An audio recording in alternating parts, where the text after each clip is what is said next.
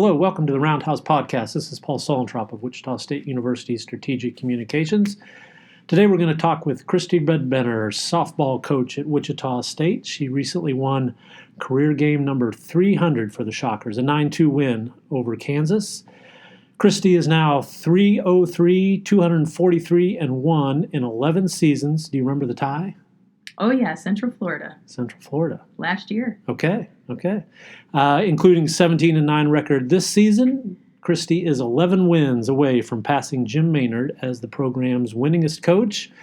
So we're going to take a little walk down memory lane, kind of talk about Kristi's tenure here and bring up some good memories. So you came to Wichita State from Emporia State 2011, before the 2012 season. What do you remember about first order of business, getting things up and running the way you wanted to at Wichita State? Well, year one was all about culture, changing the culture and creating, a hard work, blue-collar culture of young women that wanted to push themselves and win championships. That was something that was, a big slogan at the time with us being in the Missouri Valley and just especially just talking to Becky Endicott, who was a big part of the hiring process. For me was, Wichita State, we win championships. And that's what they were looking for, is somebody that could come in and kind of bring a different perspective. Obviously they had some success under Tim Walton and just kind of lost their way a little bit. And so for me, it was culture, and hired Samantha Shealy, Samantha Ricketts. And just between the three of us, we hit the recruiting trail pretty hard. And our number one kind of goal was to try to find student athletes that had a lot of success in some way, shape, or form. We knew we weren't going to get the top blue chip athlete right away. We were going to have to find the role players, the impact players that, were maybe third or fourth best on the team, but on teams that were really good. And, first pickup for us was Britney Fortner, and I think that was just a really quick turnaround. I mean, she ended up coming in 2012, 2013 season and immediately made that little bit of an impact. And, at this time, the transfer portal wasn't really, something that anybody really looked to. We ended up picking up, I think, Laura Vickers in that next class, who transferred in from Kansas. And so we had a few that could really kind of make the impact, but we had some talented kids on the current team. And it was just getting them to buy in and believe and understand what it takes to, elevate your game and play under pressure, but enjoy it at the same time. And so we had some tough practices. I mean, I remember by the end of year one, we weren't very good. I think we finished the season 15-40, if I remember correctly. And we had 11 players. I mean, we had so many fluke things happen. We had a torn ACL. We had someone pulled a shopping cart, like a rack of carts or folding chairs, into the back of their heel and severed their Achilles tendon. We had one girl break her foot doing a warm-up game when we were at St. Louis U.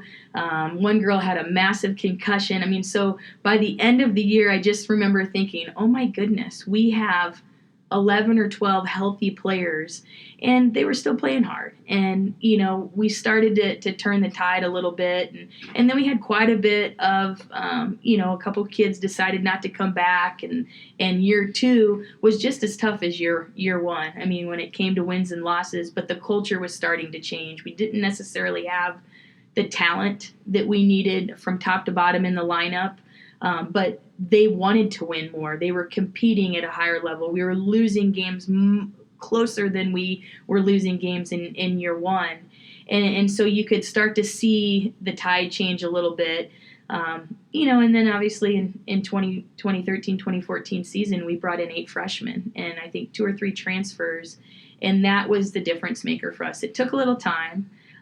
But those that came back and really stuck through it, I think that they appreciated it. They loved it. They saw that there was differences. They were starting to enjoy the game a little bit more, and we were out there competing and losing some heartbreakers. I mean, one series that really stands out in my head was the Illinois State series my first year, and I feel like we lost quite a few of those games. We were winning late in the game and ended up losing it late, probably 6th, 7th inning.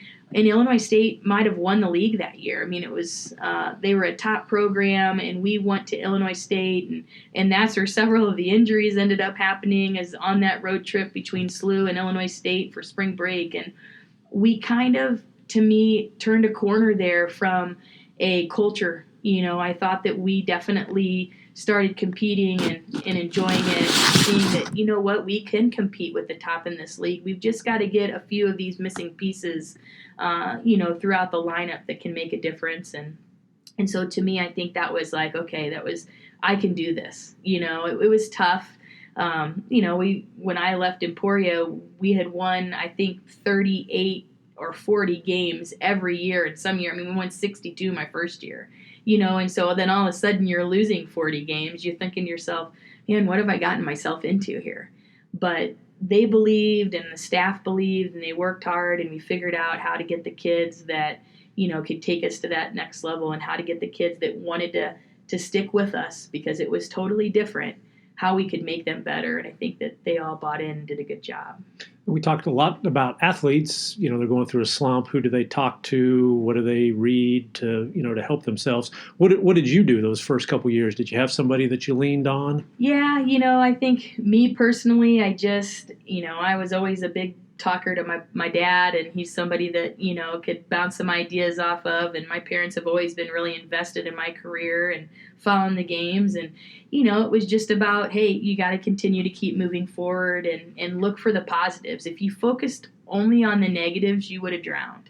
But we would look at what positive things happened in some of the losses, or, hey, this was a big win for our program, and kind of build ourselves on that. And I think that made a big difference for us. We read a series of books throughout that whole time, too, as a team. We did some different stuff with Jeff Jansen, who does a lot of team building and culture type stuff.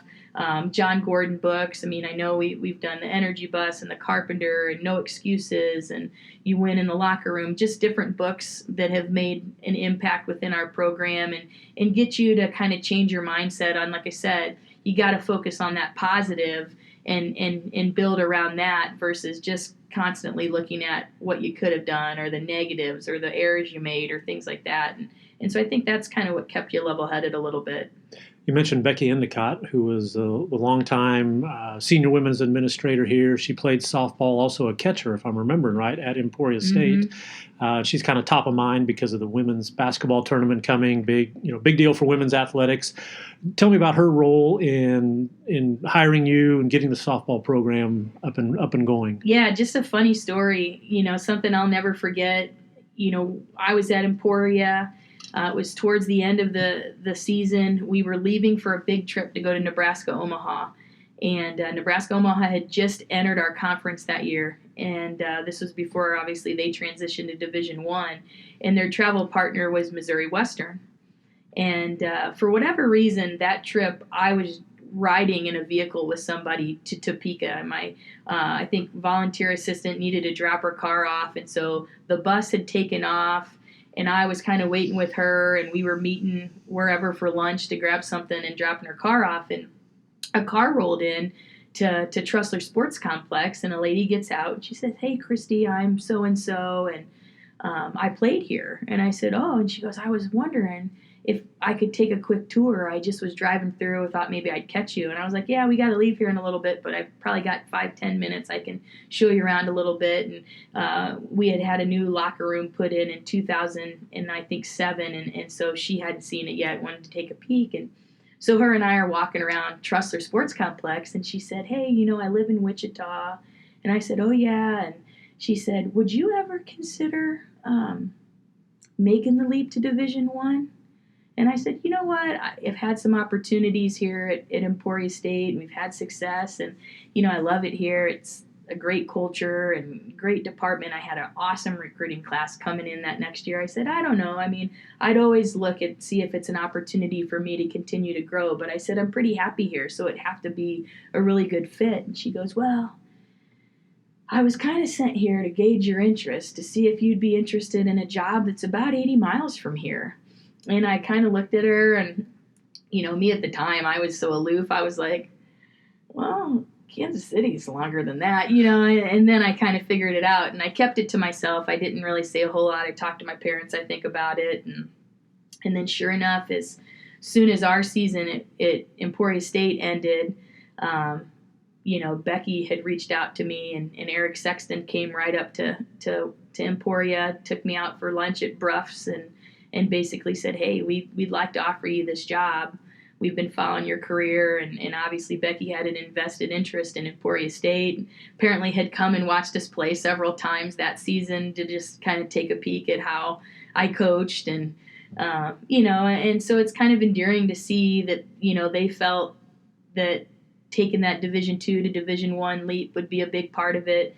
I think Darren Boatwright at the time was our associate athletic director and had reached out to Patrick Murphy, who was like, you've got somebody in your state that could probably do a pretty decent job. And so, all the stars aligned, and, I think a week later I was on campus doing an interview and offered the job and took it. And, it was a big jump for me, but an awesome one. And, I'm thankful every day to Eric and Becky for giving me a chance, and I knew it was going to be a challenge, and I think it was something new and fresh for me to really focus in on, and here I am 11 years later. So Becky sent an She emissary. Sent a spy. Yeah. Yeah. Very good. Working behind the scenes. I like that. Bruff's, that's the Emporia landmark downtown, right? Right by the Civic Arena. No, you're probably thinking of Bobby D's. Bruff's is right on the side of 35. It's kind of a tin building that sits by the hotels. Mm-hmm. Bobby D's Barbecue is the probably the landmark right over there from a restaurant standpoint. That's pretty good by the arena. I think Bruff's used to be downtown. It may have. I'm gonna have to check my Emporia trivia, because I think I've eaten there when it was downtown. Did you have a timeline for landmarks you wanted to set? Any kind of timeline in your mind when you started? Not really. I think the ultimate goal was to try to be in the top half of the conference by year 3, where we felt like we were bringing in a bigger chunk of our recruits. We were a little late to the game in that 12-13 class, and so we didn't feel like we had as big of an opportunity to evaluate and convince kids to take a chance on us. And so we felt like year 3 was the time period for us to say, okay, we're no longer 9th or 8th. We should be in that top half and then continue to keep progressing. So Cacy Williams joined the team for the 2014 season. I would mark her as maybe one of the more pivotal recruits. She ended up winning Valley Player of the Year twice. I think she left. She was the home run leader, probably the RBI leader. Seemed to just bring a real talent and a physical presence to this program.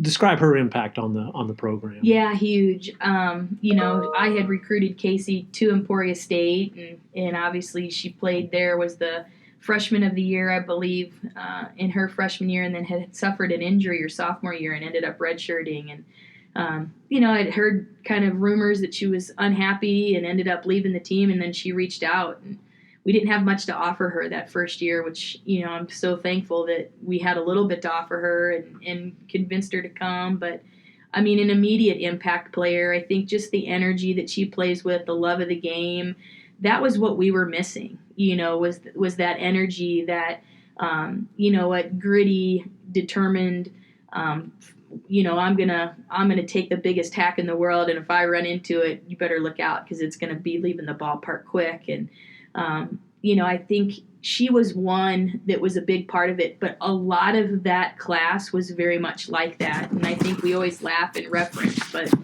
in that particular year, the girls had a little bit of a powwow in the early part of coming back from summer, and it was the 8 freshmen, and I'm trying to think of it. Liz Broyles came in, which was a good pickup for us, and I don't remember if it was 2 or 3 transfers in that particular year, but they ended up being a group that got together early, had this barbecue. And some of our returners are like, yeah, we're not very good. Like Coach B wants us to be good. We haven't been able to be very good. And that freshman class said, look, here's the deal. We're going to be good. Like, we're going to change it. We've all won. We want to be the difference makers here. And kind of, you look at it and you could have gone two different ways. There could have been some infighting between our returners and that big class, but instead, I think it rejuvenated our returners, and they were like, okay, I can jump on this confidence and be a part of this.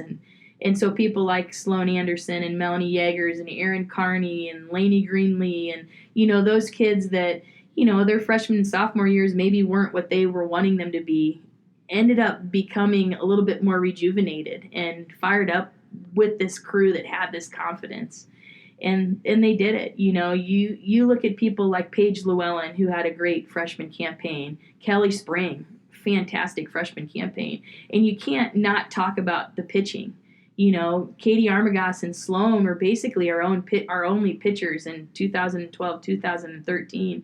And then all of a sudden, Katie graduates, Sloan comes back, and you've got Jenny Brooks, you've got Katie Malone, who was a late add, was actually committed to Butler County and had reached out and worked out great for us to kind of sneak her in. But, that crew was talented, and they were fun to watch. Macklin Hitz was a kid that had a lot of potential and came in and worked hard. And, so it was little things here and there that I think made impacts, but it was that specific big class in 2013, 2014 that had the confidence to come in and want to change the culture to a more winning culture than just hey, here we are, we're Shockers. So that 2014 team went 34-21, went 21-6, won Wichita State's first MVC title, and then also that was a lot of the roster that went to the NCAA regional in 2016.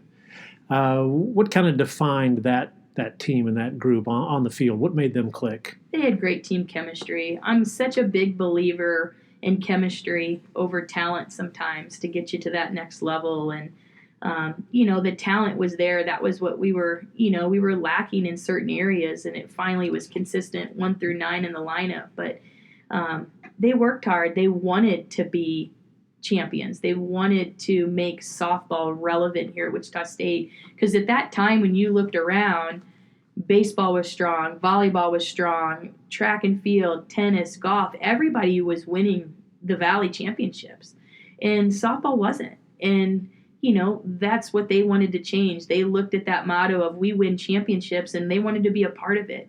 And I think that crew really took that to heart, worked hard. I mean, we think now, and I look back, and, at the time, I ran all of our conditioning.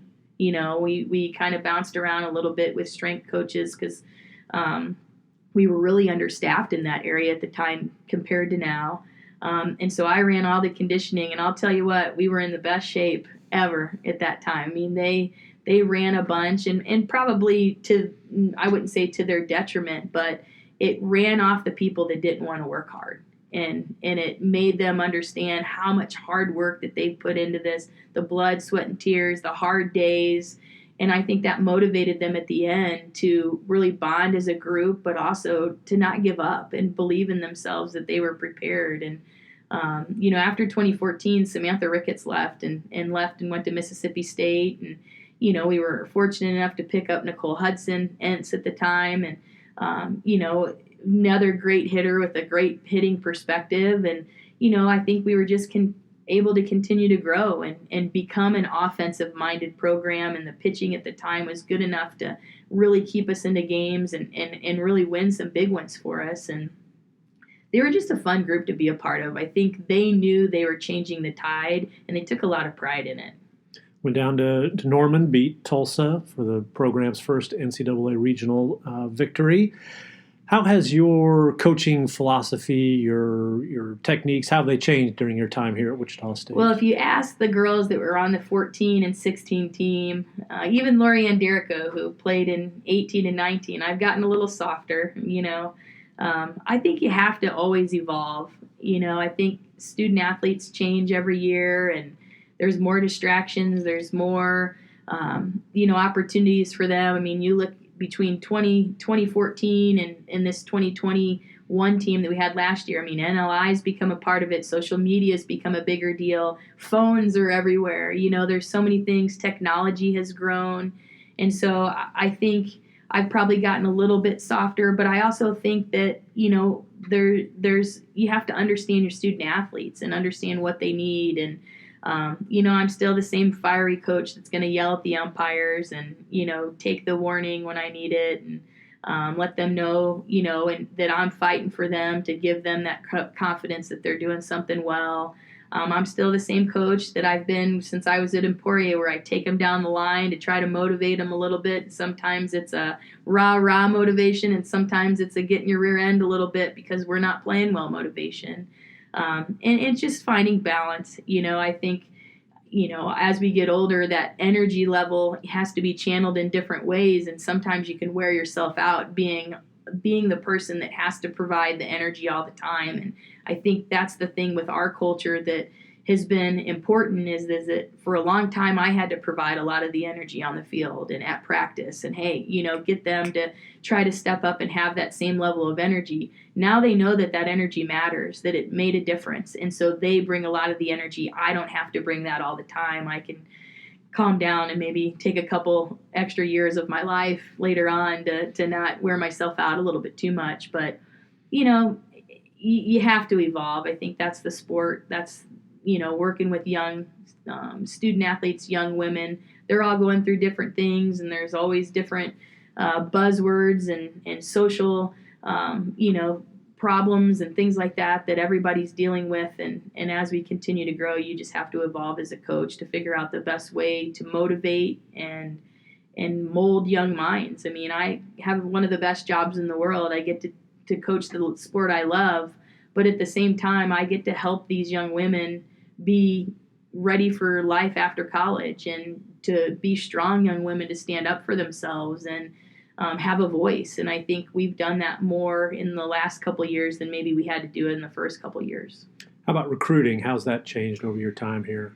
Recruiting is probably the hardest. I think that's something that's definitely been the biggest challenge for us, is that, the Midwest was a gold mine, and it still is a gold mine. And for a lot of years, the Power 5 schools recruited Florida, Texas, California, and really stayed away from the Midwest. And then all of a sudden, teams in the Midwest started getting better and better and better. And I think you started seeing more Power 5 schools start moving into the Midwest for recruiting and finding those, I like to say, blue-collar, hardworking kids who have a bigger ceiling than maybe some that have, that are playing outside 365 days of the year, and maybe have a little less burnout and things like that. And so recruiting's become more difficult. Obviously the little things matter when it comes to the Power 5 carrot and the facilities and, just the strength of the program and who you play and things like that. And so we've benefited. We always play a tough schedule. We always get to play some big teams and things like that. The move from the Missouri Valley to the American has helped the recruiting quite a bit, because it's opened the doors a little bit more nationwide versus just kind of in our nook that, the Valley, that everybody knew the Valley.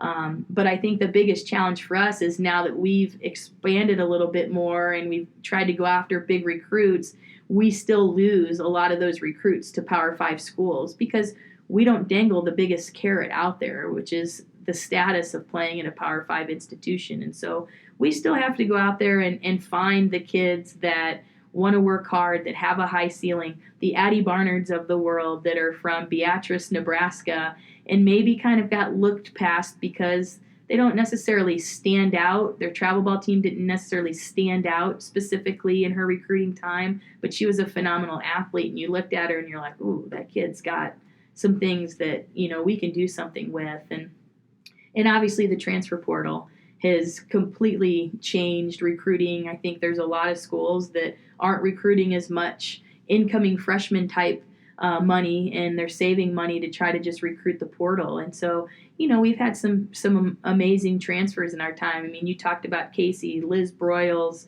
Bailey Lange was a transfer. Sid McKinney is a transfer. Riley Buck was a mid-year transfer.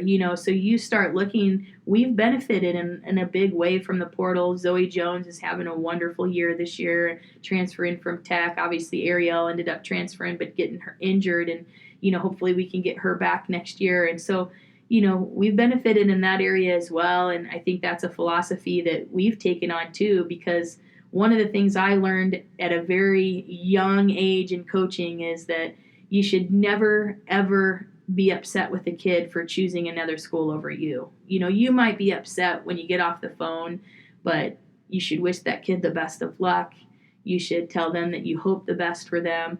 And then you slide in that if it doesn't work out, you know where to find me. And I think that that's something that sometimes comes full circle, is that it doesn't always work out for every kid. And, when they get into a program or they're going so far away from home, or, there's some things that cause them to not work out. And I've learned to always keep an eye on some of the kids we've gone after and kind of track their career in hopes that if maybe it doesn't work out for them, they would give Wichita State another chance. And that came full circle. Ariel and Zoe, both kids on our campus, and I think 2015, somewhere in there, they both picked other schools, and now they're playing for us. And, I think that that's part of the recruiting process is, you got to take, we all take negative feedback or denials or however you want to call it. You got to take it with, some pride and just say, look, here's the deal. If it doesn't work out, you look me up. We'd love to have you again. And you never know when that kid's going to come back and end up being an impact player for you.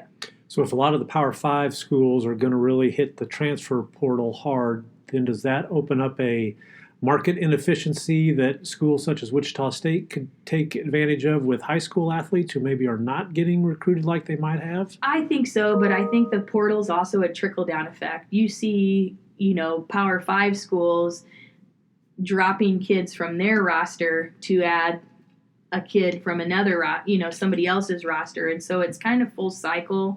That's where we're ending up seeing, whereas maybe, we might be recruiting a kid who is going to, a Power 5 school in the Big 12.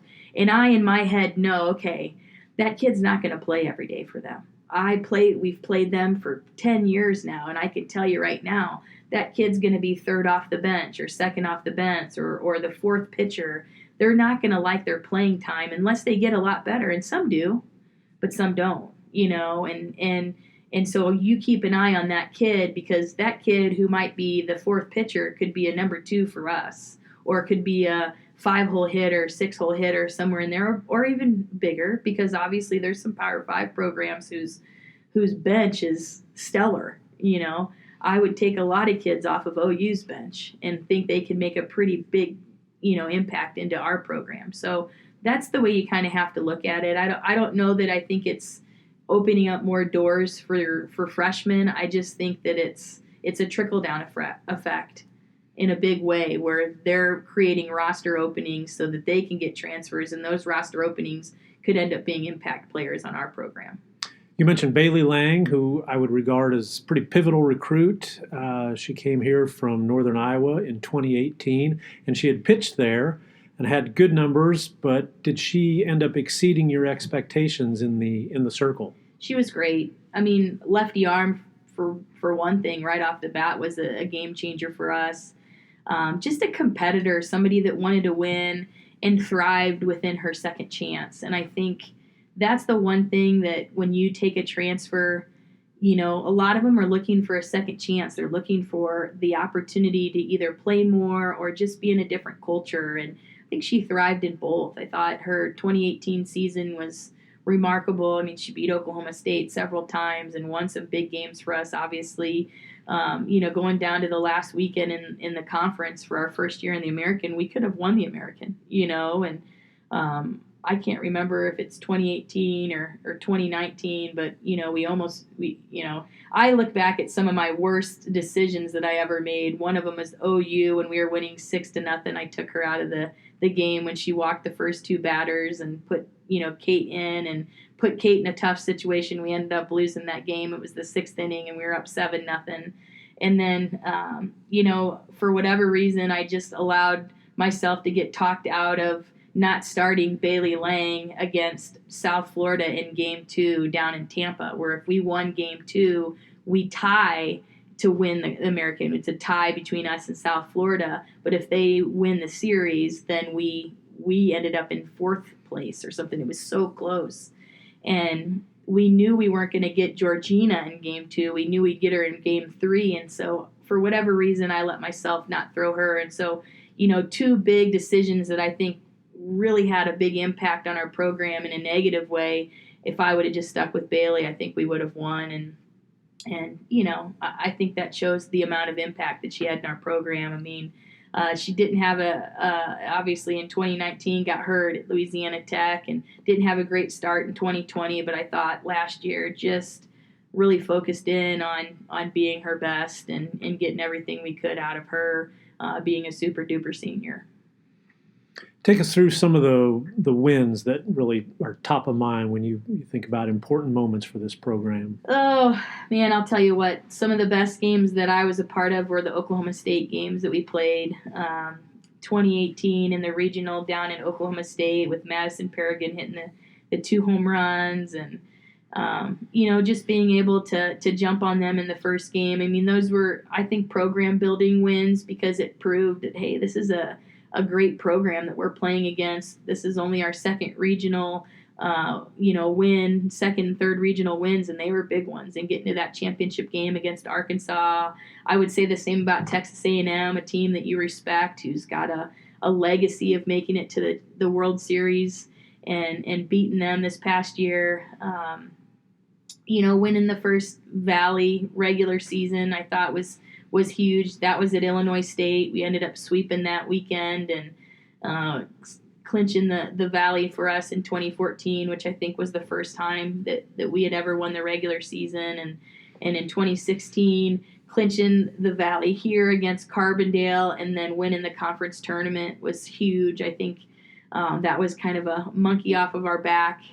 But, the wins, you look back and, I can probably rattle off a bunch of them, but it's just the excitement that you see in the players, the fight, the fire, the confidence, the desire to change. I mean, last year winning the conference tournament against Central Florida was huge, and I thought that was, a tough game. We had played them already 4 times. Because of COVID, and like you said, that last game went 12 innings, 1-1 or 0-0 ball game tie, and so you knew Central Florida wanted to win. They were upset that we had to call the game because of time and go to the airport because they had a runner at third with 1 out, and you look at all the missed opportunities in that particular game for them. They had a leadoff triple in the 6th inning that didn't score. She got thrown out at third because she thought she left early and went back to the base and then took a lead, and it was a mess. And, so you knew that they had it out for us in that particular game, and just no secrets between our teams. And I thought our kids played hard and had fun. We got down early and ended up coming back. And the long ball, watching the home runs and the high chews. And, I think last year was a special year because 2020 was just terrible. I mean, we didn't play well, and then you get hit with COVID, and you don't know, is everybody going to get their year of eligibility back? And it took us a little while to kind of develop that chemistry again of having our kids back and understanding the adversity that COVID was going to bring with masks and social gatherings and things like that. And so you look at 2021 and all the adversity that we worked through. I think that was probably one of the most special years in this program's history. So there have been some significant games with UCF. The games that I stand out in my memory, the doubleheader on a Friday to open the series, and Wichita State won both games on walk-off home runs. By Paige Llewellyn. Paige Llewellyn had one, and Lori Derrick. Oh, yep. Or no, Bailey Lange, the first one. Okay. Homered to win the game 1, 9-8, and then Lori Derrico homered to win the second game 5-4. Okay, you're right. Yeah. Central Florida has always been a true competitor, definitely a big rival, I think, with us, just because there's a lot of similarities between our teams. I mean, scrappy, good pitching, but maybe not what they were known for. Now, I think they've gotten their pitching's really elevated since Cindy Ball's gotten there, but just scrappy and, I don't know. There was just something about them that I felt like it was this great rivalry. A lot of energy, a lot of talk, a lot of cheering. I mean, just to the end, especially. I remember that series. It was cold, and we were so thankful that it was cold because here they were coming up from Orlando, and they're freezing. And, we worked through. They had one of the best pitchers we've ever faced, Aaliyah White, great competitor, and I believe that was her sophomore, maybe freshman year. She finished up last year. But just a lot of good competitive games against her in the Valley or in the American. And, that's the difference in the American is that, you look at some of those teams, Georgina Corwick is phenomenal. I mean, probably could be top 5 pitcher in the country. And, single-handedly is putting South Florida in the top 25. And, they're fun to play against, and they're, you got to figure out ways to every single weekend to beat some really tough teams in this conference. UCF will be back at Wilkins Stadium this season. That's the last series of the regular season, starting May 6th.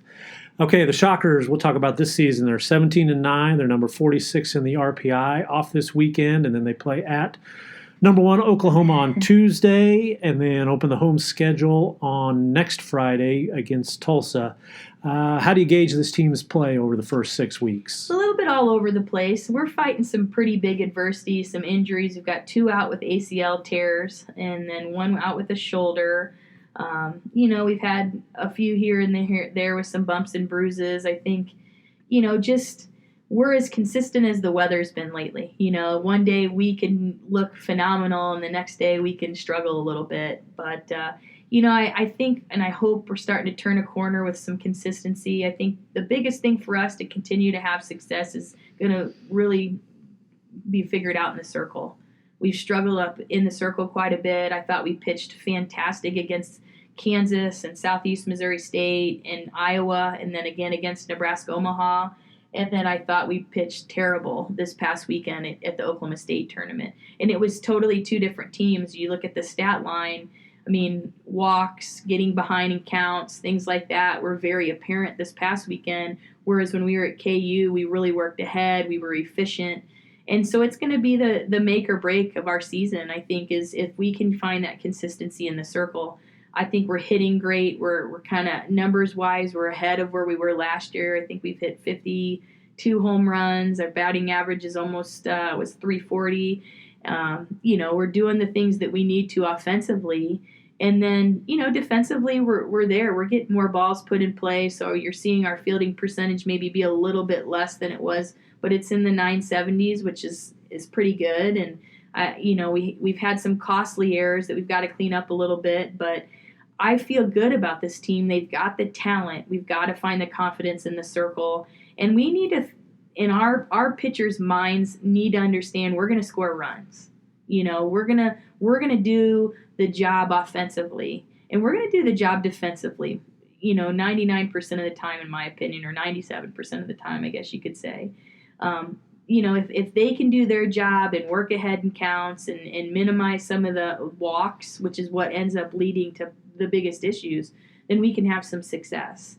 And, they're working hard at it. They obviously don't want that type of outcome. And so we just got to figure those things out. And I think we can have a good second half of the season. Who's been the most pleasant surprise? Oh, man. I think, for us, Allison Cooper in the circle has been a pleasant surprise. I think when she's on, she's very good. She's got some big wins against Illinois, Iowa, Minnesota. She kind of is the Big Ten, the one we look to when she throws against the Big Ten. Didn't have the best game against Nebraska, but they weren't technically a great matchup for her. I think one of the biggest surprises is Addie Barnard having another great year. It's really easy to get the sophomore slump and to have that pressure of after freshman year and having such a great year to replicate it.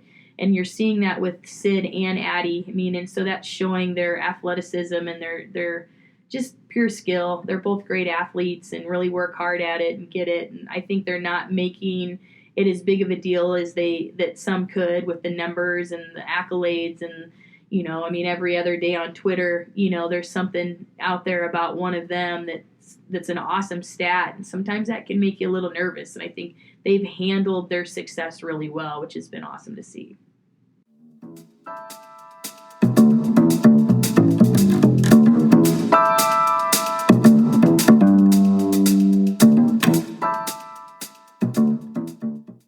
Hi, this is Rick Muma, president of Wichita State University.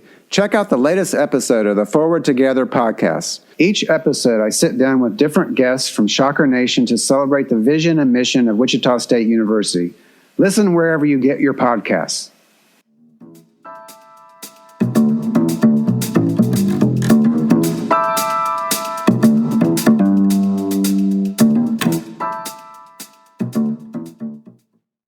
Thank you for listening to the Roundhouse podcast, courtesy of Wichita State University Strategic Communications. We appreciate your time. We encourage you to rate, review, subscribe wherever you get your podcasts, such as on iTunes or Google Play. You can find more Roundhouse content at GoShockers.com. Thank you for listening. And they let him pass it up court, and then it gets picked off. A long three by Pangos, no good. 1 second, it's over. It is over, and Wichita State has beaten the number one team in the nation to go to the Sweet 16. Go crazy, Wichita. I know you are.